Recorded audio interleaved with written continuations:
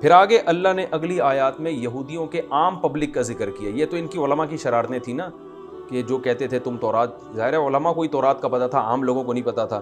اللہ نے اب پبلک جو ان کی عام لوگ ہیں ان کی باتیں ذکر کی ہیں کہ وہ بھی بالکل فارغ ہیں. وہ کیسے فارغ ہیں؟ فرمایا وَمِنْهُمْ أُمِّيُّونَ, ان میں سے بعض ایسے ہیں جو امی ہیں, جو کتاب پڑھنا جانتے ہی نہیں ہیں, تورات میں کیا لکھا ہے ان کو پتہ ہی نہیں ہے. لا يعلمون الکتاب, ان کے پاس کتاب کا علم نہیں ہے, یعنی آسمانی کتاب یعنی تورات.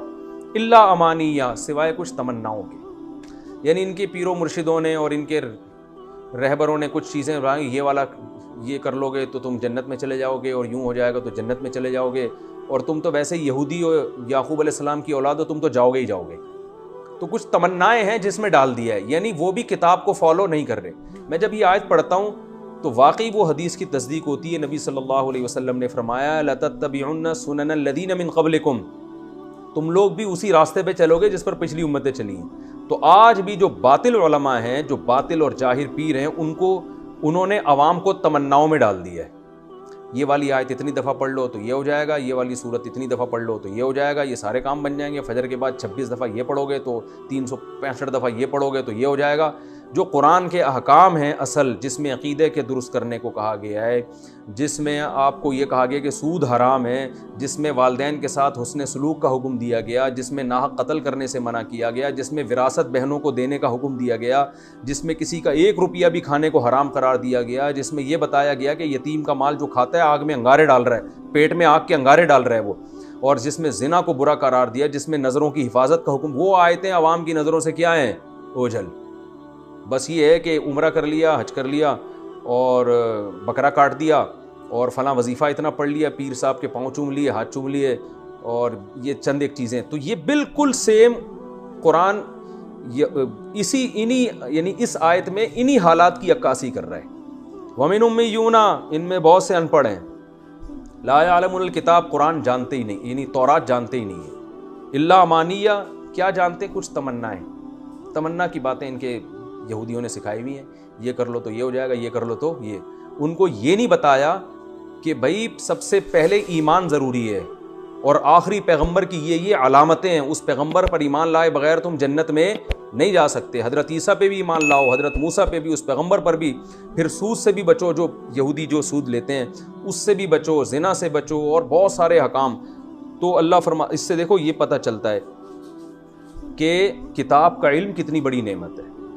تو آپ لوگ بھی جو ہے نا, اس آیت کو سن کے ایک موٹیویشن ملنی چاہیے ہم سب کو کہ قرآن کا سیکھنا اور سمجھ کے پڑھنا یہ بہت بڑی اللہ کی نعمت ہے. ورنہ بہت سے مذہبی لوگ بھی آپ کو الو بنا سکتے ہیں, مذہبی رہنما بھی, اور جو بنائے چلے جا رہے ہیں. اس لیے خود سیکھ کے پڑھیں. تو چاہے یہ جو لیکچر میرے چل رہے ہیں ان کے ذریعے, یا کوئی دوسرے مستند عالم اگر کوئی درس قرآن دے رہے ہیں تو اس کے ذریعے, کسی بھی طرح سے قرآن کو حقیقی معنوں میں سمجھنے کی کوشش کرنا ضروری ہے. اس سے انسان گمراہی سے بچ جاتا ہے. تو اللہ فرما رہے ہیں ان کی عوام گمراہ کیوں ہو رہی ہے؟ ان کو ان کے پیر و مرشدوں نے کچھ لارے رپے دیے ہوئے ہیں, کچھ امیدیں دلائی ہوئی ہیں لمبی لمبی, جو اصل احکام ہے وہ تو ان کو بتائے نہیں جاتے.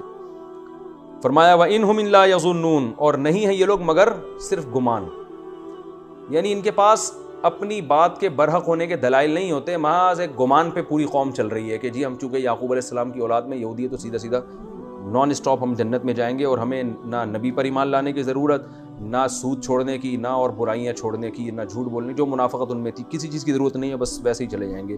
یا جیسے آج کل لوگ کہتے ہیں کہ اتنی دفعہ یہ پڑھ لو تو اتنی دفعہ یہ پڑھ لو. تو اللہ نے آگے فرمایا فویلون, بس تباہی ہے, للذین, ان لوگوں کے لیے, یکتبون الکتاب بایدیہم, جو تورات اپنے ہاتھوں سے لکھتے ہیں, ثم یقولون ھذا من عند اللہ, پھر کہتے ہیں کہ یہ اللہ کی طرف سے. یعنی اللہ فرماتے ہیں ان عوام کو گمراہ کرنے والے یہود کے علماء ہیں.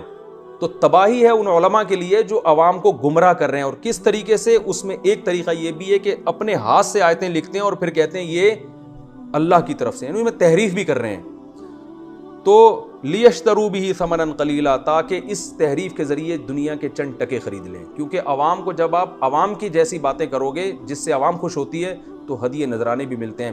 تو یہود یہ معنوی تحریف بہت کرتے تھے, تفسیروں میں گڑبڑ کر دیا کرتے تھے تاکہ پبلک خوش رہے اور ہدیے نذرانے ملتے رہیں. تو اللہ فرماتے ہیں تاکہ یہ ہدیے نذرانے لیتے رہیں لوگوں سے, یہ ان کے لیے تباہی ہے.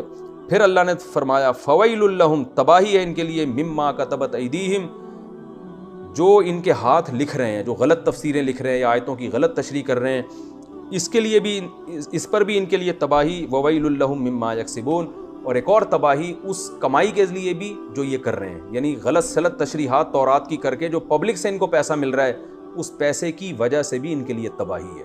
تو آخرت میں تباہی در تباہی در تباہی، 3 تباہیوں کا ذکر کیا، ایک تورات میں تحریف، دوسری اس کے ذریعے چند ٹکے خریدنا، ٹھیک ہے نا، دو تباہیوں کا اللہ نے ذکر کیا۔ تو اللہ فرماتے ہیں ان دونوں وجہ سے ان کے لیے تباہی ہے۔